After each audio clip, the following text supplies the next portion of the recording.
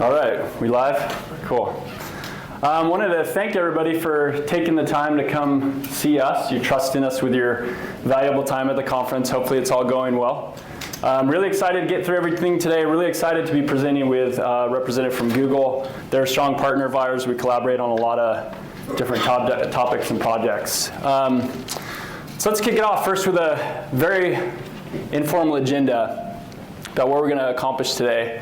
But Google's going to teach us about all the data they have and how that data represents a buyer today. We're going to learn about the buyer landscape, how those people behave. These are the shoppers you're trying to reach with your dealership. And then I'm going to talk about how we can take that understanding of the consumer and apply digital marketing strategies that will then allow you to reach more of them.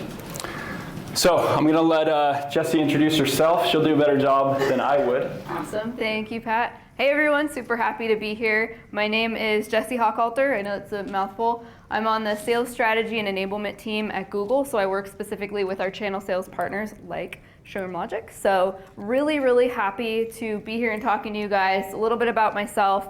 I actually just recently moved from Manhattan, New York to the Googleplex, the main Google office in Mountain View, California. So I'm happy to be back in California where I'm from.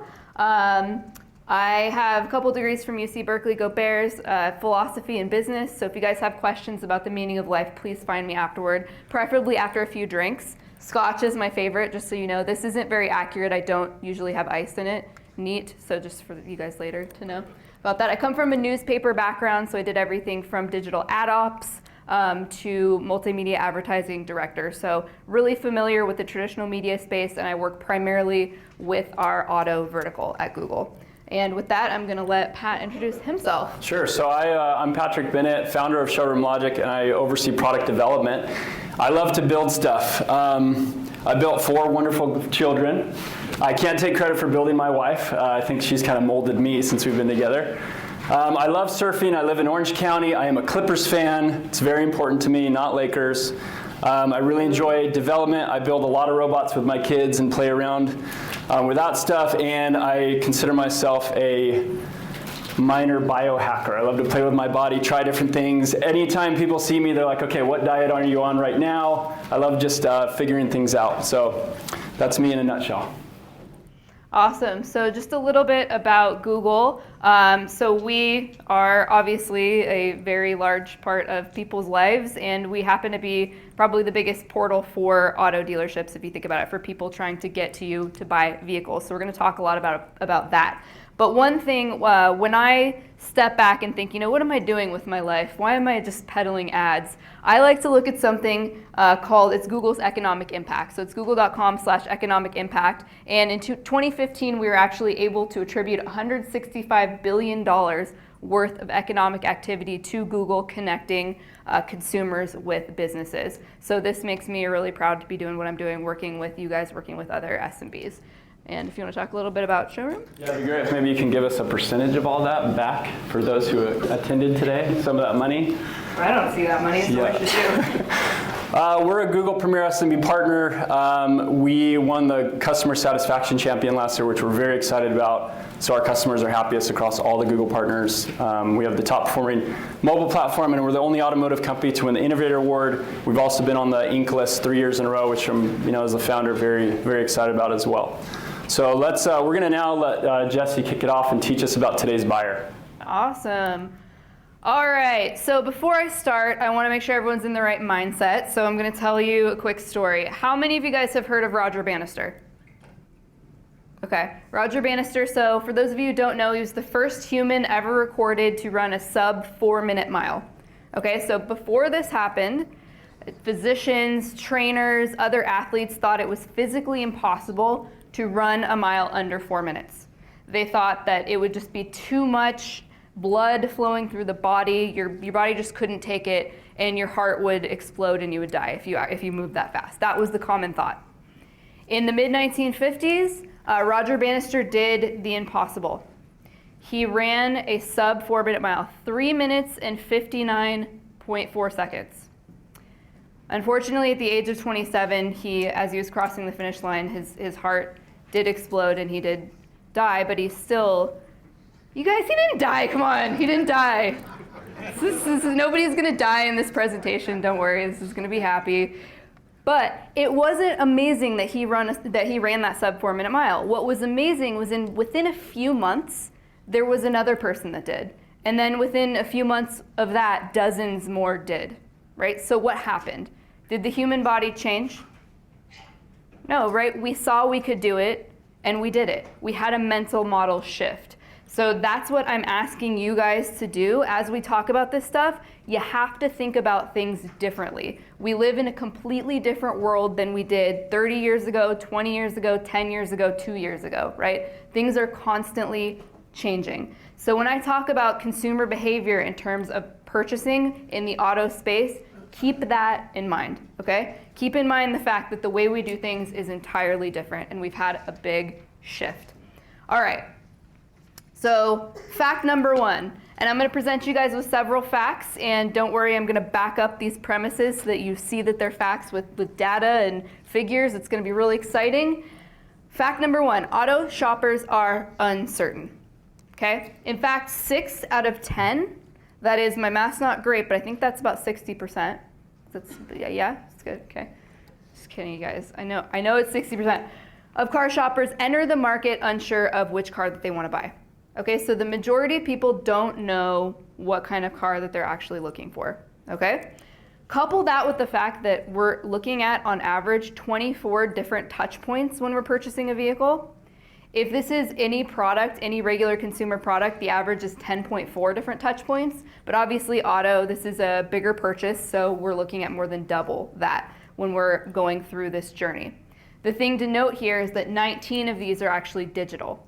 So we're looking at a ton of different resources when we're making this purchase, the majority being digital, okay? So we are a highly, highly connected, highly informed consumer.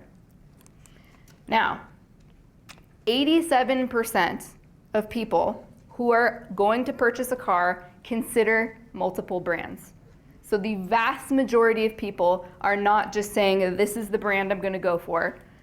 We're going to talk about the implications of this, but this is a really big number. And in fact, 79% of all research activity that's being done is brand comparison. Okay, so people are interested in, does this car have better features than this one? What are the safety specs like for this one and this one? What are the MSRPs, right? They're comparing different features. So this is where it's really crucial for auto dealers, and Pat's going to get into the nitty-gritty of this. I'm just kind of giving you the fluffy, fun stuff. But this is where it's really critical that auto dealers are getting in there and influencing the path to purchase, because people are, guess what, open to it. So fact number 2, auto shoppers are open to influence. So we just saw that they're uncertain, and that's okay, that's fine. What are we going to do with that? This is the important part. They're open to influence. And they're open right from the beginning, okay? And this is where there's a bit of a perception that it's the OEM's job, right, to kind of push the consumer to a specific brand. But this is happening throughout the process. Right on early in the beginning, we see that 63% of people, their first search is going to be a competitor brand, so a brand that they actually didn't end up purchasing. And 23% had no brand in mind, so they were just looking for the best SUV for children or for family, whatever it might be. Only 14% actually started with a search that ended up being the brand that they purchased. Okay, so this is really, really important because we want to make sure we're there influencing them throughout this journey. Now, this is from these stats that you're seeing. The majority of them are from a study that we did at Google, where we actually, and we've done a lot of these, where we follow purchasers through their process, through their journey, to see exactly what's happening. So this is an actual summary of the search pattern of a specific auto shopper. So you can see here that within a few months, they looked at 8 different brands. They looked at 6 specific models, and we see hundreds of searches being done. Again, this is across that average of 24 touch points, the majority being digital, right? So this is where, throughout the entire process, dealers need to be influencing people not only to choose your dealership, but also to choose your brand. They're apt for this. They want that help. They want you to be useful for them. And at the end of the day, 75% of purchasers don't end up with the car that they started looking at. They end up with something completely different, okay? So they're uncertain and they are open to influence, so that's where we need to be there to make sure we're influencing them. Okay, that's all great. Okay, they're open to influence, they're uncertain. What does this mean and how do we tackle it? I'm gonna kind of tee this up for Pat here, but the thing to note is that the automotive landscape has fundamentally changed. How has it changed? It kind of is really nicely summed up in this stat right here. The average amount of dealer visits we're seeing is 1.6. People are visiting 1, maybe 2 dealerships before they purchase a car. They're doing a lot more research. They're doing a lot more research on digital, on mobile. They have a lot more touch points than they used to, but they're visiting 1, maybe 2 dealerships. This is compared to 5 about 10 years ago.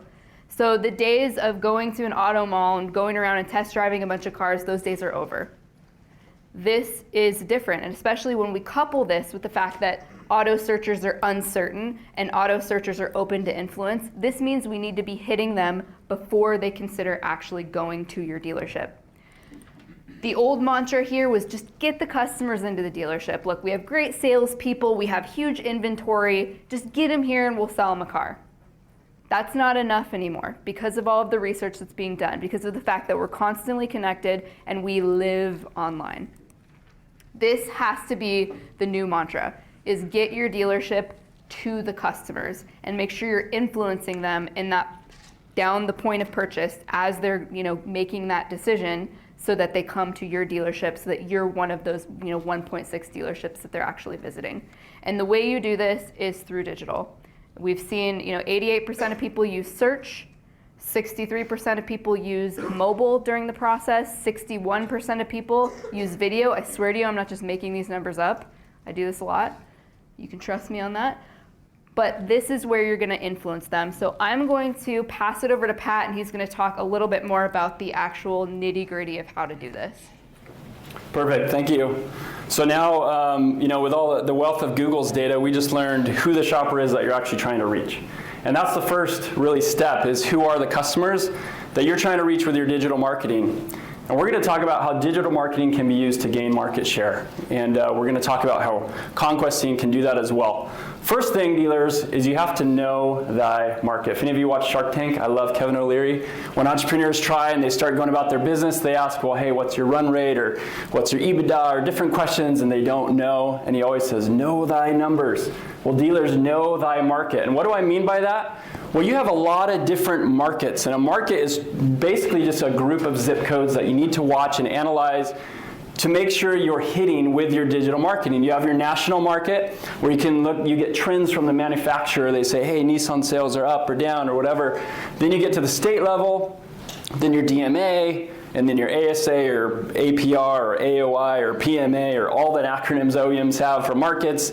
And then you start to get into your adjustable market where the places you've been selling effectively, but they might not be part of your actual OEM-defined market area. All of these are important when you're looking at your data, but we love to help dealers really focus in on the market that they're penetrating and help them penetrate it better. Really interesting stat. We see this all the time, where you see this dealership and see this kind of a lot of these different zip codes. These are zip codes they sold in over a 6-month period. And if we look at that, that's 159 zip codes where they had a footprint. Now, if we were going to sum up sales of all these zip codes, only 19 of them actually make up 50% of his sales volume. So it's really interesting. A lot of times when I talk to dealers and we're saying, hey, let's talk about your digital marketing, how far out should we go around your dealership? A lot of times I hear 40 miles, 30 miles, 60 miles, 80 miles.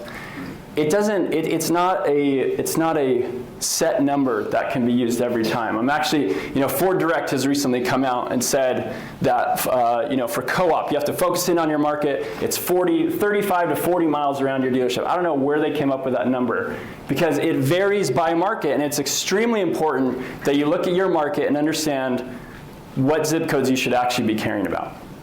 The other thing I'm going to say today is that you should be focusing on market share, not necessarily sales volume. And the reason why is because market share is really the true indicator of whether you're growing or whether you're waning inside your market. Now, as dealers, we always want to grow, right? That's the whole point. So when we talk about market share by make, that's how you're stacking up against other dealers that sell the same make as you, and that's super important. Segment is crucial because we just heard about buyers that are open to influence, haven't made up their mind.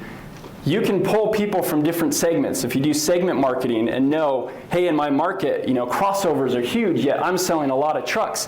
How can I shift over and start focusing on what the market is telling me? Model is super important, and understanding which models to go over, which I'll talk a little bit more about. And then market, again, of your OEM market, your adjustable, all these different markets that are close to home that you need to be tracking, and then even down to the zip code level. And a term we use in our company is zip code market share, because there's certain zip codes that you are doing really well on, and other ones you are getting killed on. And if you'll simply shift some of your marketing to those zip codes, it can make a world of difference. So let's talk about sales volume. This is actual real sales data of a rolling 12 for a Honda dealership. And you see these different points where if I only looked at sales volume, I'd say, you know what? We're down that month. If I look at April toward the end of the year, man, we are down. What happened? Such a bad month for us. And what happens a lot of times is dealers say, you know what? Let's line up the usual suspects here.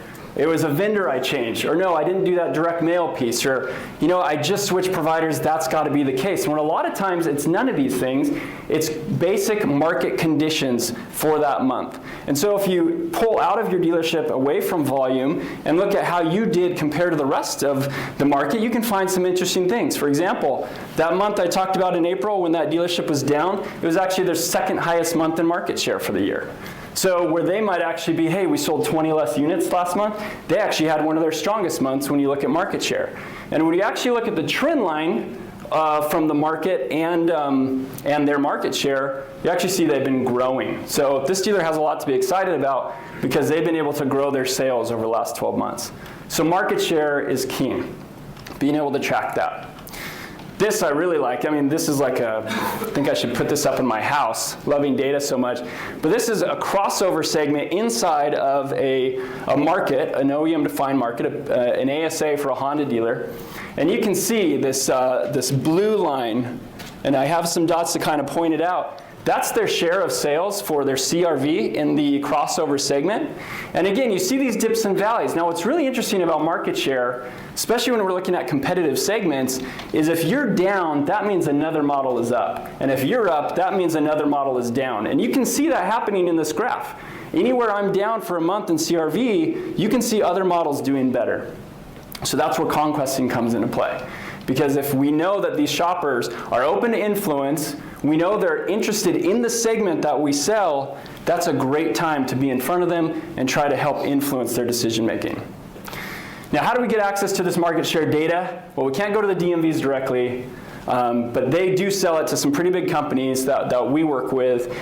And when the DMV sells the data, it's very, very dirty, very hard to use. It's in horrible formats. These companies then clean it up, which is nice. They use RDR data and some other things to make the data a little smarter, and then they sell it on. So there's Urban Science with Market Master, which a lot of you are probably familiar with. String has a product. We have a product called Zip Driven. But these different things make it easier to understand your market share. So before you get super mad about sales volume, or before you start making market conditions, you have to understand where are you today in your market and where are you headed, and that's where market share. So you understand your market, you understand market share. How can you be effective with digital? Well, there's 3 things you have to have every single time to have an effective campaign, and I see a lot of dealers who try to do it with 1 or 2 of these, and it really messes things up. So we've talked a lot about targeting, and using those tools you can understand which zip codes you should focus on, where you should put your budget. Messaging is super important. I'm going to show you a case study where they use messaging really well. And then budget is crucial. A lot of times I see dealerships get the targeting and message right, but they don't give enough advertising dollars to fuel it to be effective. Or they cut off the budget way too soon before they really can analyze the results. So these 3 things are crucial. Now, I know inside a dealership it can be tough to get the last one, budget, right? That's what we're always trying to go after and shift around and try to use. What I have found is that when you have a plan, a marketing plan that was created with data, it's very easy to get budget. So when I visit dealers and we're talking about their marketing plan for the quarter, for the year, we're using data. These are what the progressive dealers are doing. We're analyzing their market, we're looking at tons of data, we're seeing the couple different models or segments they need to do a better job in. We put a plan together, then we take it to the GM or whoever's managing the budget, and I'll tell you what, every single time it's approved. Because what we're telling them is, based on current market conditions, this is where you're losing out. We can take our marketing that has been just kind of crazy, we've thrown it in a big radius, we're going after every single model that we have, and now we're going to retract back, we're going to shift budget, we're going to put it toward what the data is telling us to be effective, and we're going to go target those buyers where we're losing out today. And I'll tell you, if you do that with data, it's much easier to get that approval. Let's talk about a couple case studies, because this stuff truly does work. So one company, Honda dealership we were working with in North Carolina, they had a problem. And we, as we were talking to them and talking about the month, they had 100 new CRVs in inventory. And I'm sure this has never happened to you guys, right? You never have too much of one car when the new models are coming in.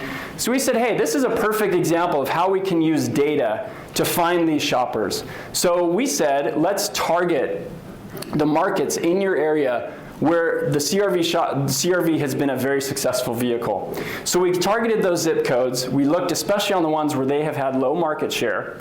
And then we ensured there was a big enough budget to fuel this. And that meant we cut off some marketing for some of their other models, which is fine, because this is how you can shift budget around in order to be more effective. The other thing we did is we noticed in that market that he was very low on leases from what he should have been. That market was a little heavier on leases than he was doing, so we came up with a lease message, made sure it was in his messaging. That goes back to having your messaging correct, made sure it was on his website, and then we targeted these people. And the result was awesome. I mean, they actually had their best month of CRVs ever. And we were able to help them really grow their impression share on digital. And this shows an example of what we did. We're pushing CRVs. We knew it needed to be more lease heavy. We took a lease offer, made sure it was in the ad, made sure it was on the landing page and the website, made it really consistent, and that drove the results the dealer was able to see.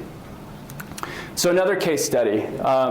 This is another dealership in South Carolina. They had a problem where they really weren't doing well on Honda Civic. And this is one of those times that the OEM comes in and says, hey, here's your efficiency score, you're doing poor, but they kind of leave it at that. They don't really give you any information about what to do. Well, we help them understand that in order to go after more Civic buyers, we should look at that segment, that sedan, mid-size sedan segment, and then also look at the different zip codes in their market where we could help them grow market share for that vehicle. And we were able to see great results. In fact, we helped them do conquesting, where instead of just going after Civic, we found in his market that Hyundai Sonata and Kia Optima were actually outperforming expectations. So it was really interesting, because instead of just saying, hey, we're not just going to wait for people who show hand raisers for Civic. If we wait, we're going to miss out on all these opportunities. Jessie painted a picture of buyers that are thinking about a lot of different vehicles. So if we can get in front of them when they're showing the right behavior, especially on the models inside the market that are pushing his sales down, that are in a competitive segment, we knew that we could actually have some traction. What was very interesting with this, we were actually able to improve his cost per lead by 61%. We were able to increase his conversion rate for both of these models. So it's really cool when you see this, when you actually are able to come up with a plan based on data, drive it to a different vehicle, and a lot of times you'd be like, no way we're going to do that. But it actually truly does work.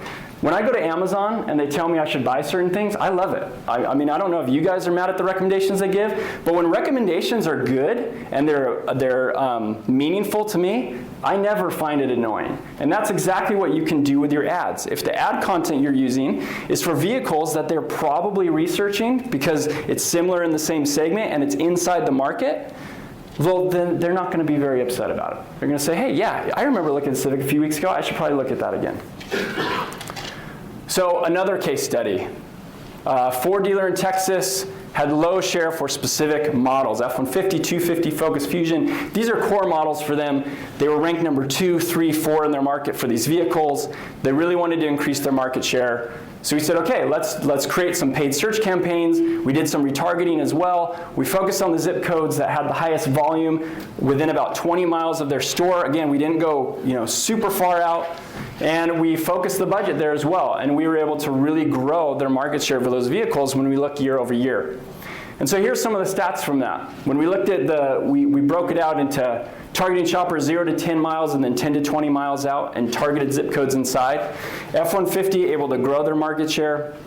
F-250 made a huge impact. And you'll actually see that I have some reds on there, right? You're like, Pat, why did you put bad data in there? Well, marketing is all about testing. And we created this plan with them, and we noticed after doing this that, hey, 0 to 10 miles on Focus, we're not doing enough. Other factors have happened this year that have pushed down his market share, and we need to do additional campaigns to help him. So we retweaked it, we tested. That's what marketing is all about. Testing, testing, testing. But if you use data to run those tests, you're going to be much more effective.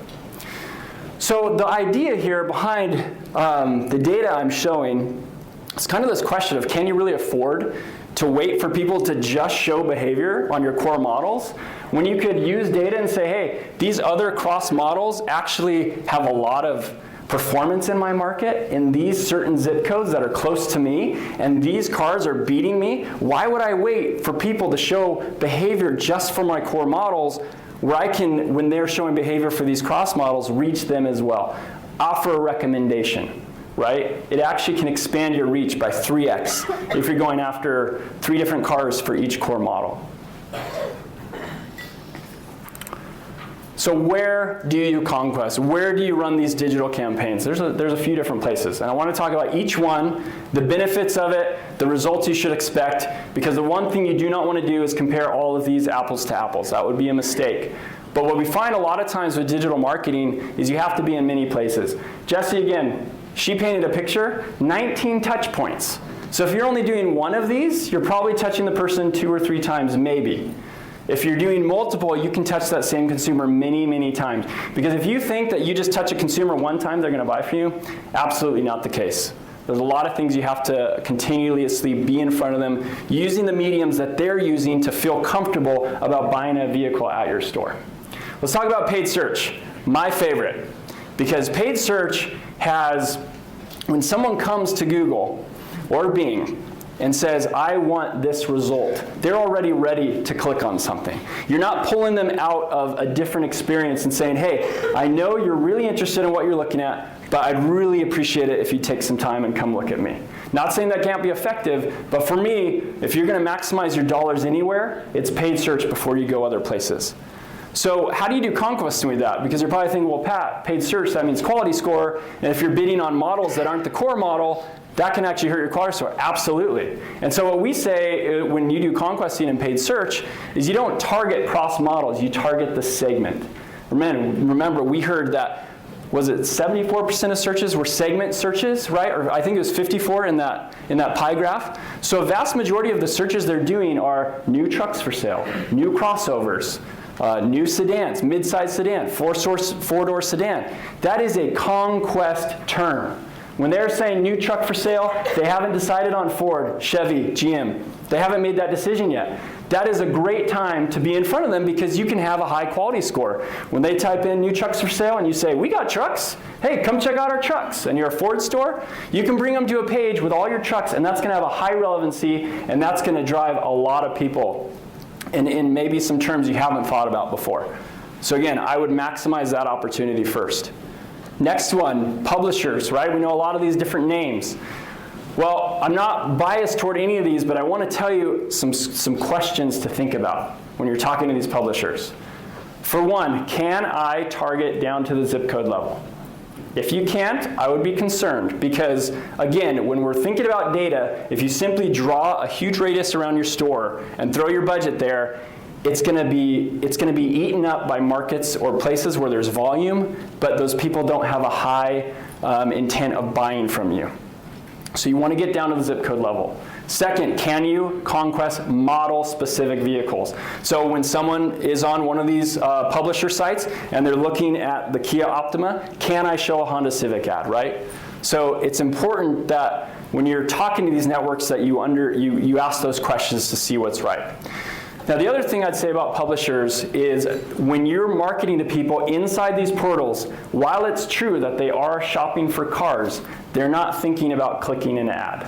When they're on Google, they do a search, they're happy to leave because that's what Google does. It takes you from one place to another. When you're on AutoTrader or Cars or any of these other networks, you're in one experience and you have to now pull the person off and bring them somewhere else. It does happen, it does work, especially if it's a recommendation again. So let's think about ad quality. If I'm searching for a specific segment, you have something that could be relevant to me, especially if I'm a payment shopper and you have a payment, these types of things can actually make it so they want to click on your ad. So it can be very effective. Let's talk about video. Love video. I think it's a great place, especially for conquesting. If you create a video comparing different models side by side, again, think about segment shoppers, then it can be very effective. And what I like about video is you're reaching people at a much higher funnel that are then going to come later and come into the low funnel of paid search. So all you're doing is creating this huge funnel of people who now know about you, and they've seen a video that was high quality, it was actually engaging, it actually wasn't a waste of their time. They're going to think, man, okay, I'll think about that dealership. And later when they do a low funnel search and see your name, your click-through rate is going to increase. So YouTube is a great place to be, but absolutely, absolutely do not consider a cost per lead on YouTube the same as paid search. If you try to look at cost per click, cost per lead, you're going to fail. It does not work like that. It is not a lead driver. It is a brand awareness driver that puts people into your funnel for paid search or even some of these publisher networks. Let's talk about Facebook. A lot of buzz right now about Facebook, right? Facebook, Facebook, Facebook. Everybody loves Facebook. Facebook is great, okay? Can be very effective, especially if you're going to start with Facebook, do it with retargeting. So if you bring someone with paid search who typed in a segment query, they're interested in trucks, they're later on Facebook, and you show them an ad, awesome, home run. You already qualified them through the Google pipeline, and now you're retargeting to them on Facebook. Now, if you do something more general on Facebook, using the bulk data, maybe trying to find people who are in market, you're going to have to do a lot more to earn that person's trust because they haven't quite crossed the line yet saying, I'm ready to buy a car. So Facebook can be effective, but just like YouTube, don't expect a high conversion rate from Facebook campaigns unless they're very, very specific. So when we're talking here today about new car campaigns, driving people to like a VDP or an SRP and trying to have a high conversion rate off Facebook, probably not going to happen. But if you do like a contest or certain things like that, you can definitely see high conversion rates off Facebook. So that's kind of my spiel of where to put the money, and each one has different benefits. And again, make sure when you're tracking all these, you don't expect them all to work the same way. People hitting these different networks are in different places of their journey, but it's super important that you're touching them during their journey so that when they're finally low funnel, ready to come, they can find you. So just to kind of wrap it up and put a nice bow on this, the kind of key takeaway here is that things have changed in the automotive space, in the consumer space. And this can be really frustrating if you're trying to find these consumers, these people who are purchasing vehicles. It can be, you're looking at this and you're like, that is so much to think about. People are looking at so many sources. They have access to so much information. They know exactly the MSRP of every vehicle you have on your lot, right? They know all of this stuff. But if we think about this differently and have a paradigm shift, it's really exciting. Because what this means is the way consumers are, the way that they behave, they're much less loyal to brands than they used to be. They're more loyal to their needs in the moment. And if you can touch them at these moments that matter to them with data, with this wonderful data that we have at our fingertips now, then you can win with a smaller budget because you can be more precise and more granular with how you target these folks. So that's kind of the key takeaways. Things have changed. It can seem like a lot. It can seem really, scary and ambitious, but it's really, really a positive thing and is great news for dealerships, especially the smaller ones. Yeah, no, it's very exciting. And I'll just say a lot of the stuff I shared today, as she said, can seem overwhelming. But when you do this effectively, you start getting your head around how this data can work and how that data should drive your decision making. That's what the most progressive dealerships are doing today. And when you do that, she mentioned a lot of times it can lead to a smaller budget that is actually more effective for you. So we're happy now to take a few minutes before the next thing to answer any questions. Again, just want to thank you for that time. Our emails are both up there. If you have any questions, you're always free to email us. But are there any questions today that we can answer before we move on to the next session? Yes? In some of your case studies, you were talking about some bigger brands in some bigger towns. What do you do with them when they're sitting just down the street from the same another Honda store? And you're talking about market share, because now you're talking about going into competition with the same brand. Couldn't they start a digital marketing price war and both lose? You want to talk about? Yeah, so this can be really tricky. I mean, especially when you're, on the partner level, that can be tricky just in terms of relationships. But when you look at it from like Google's perspective, we want that healthy competition because we want what's best for the consumer. So we want you to be the best at what you're doing. We want you to have better messaging. We want you to have, better inventory. We want the best possible results to show up.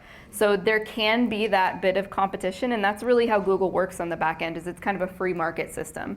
That's how the cost per clicks are kind of determined. So yeah, it can be a tricky situation, more so on the relationship side of things, though. Yeah, but I'd say it's also an all-encompassing strategy, right? Instead of just trying to play the bid war on Google. Do video and Facebook and other things to make them more aware of you so that when they do enter the Google page, they're going to be more apt to click on you. I think we're just about out of time. But any other questions you can answer? Awesome. Well, thank you very much for your time. For coming. Feel free to come up now if you have any other questions, but appreciate it.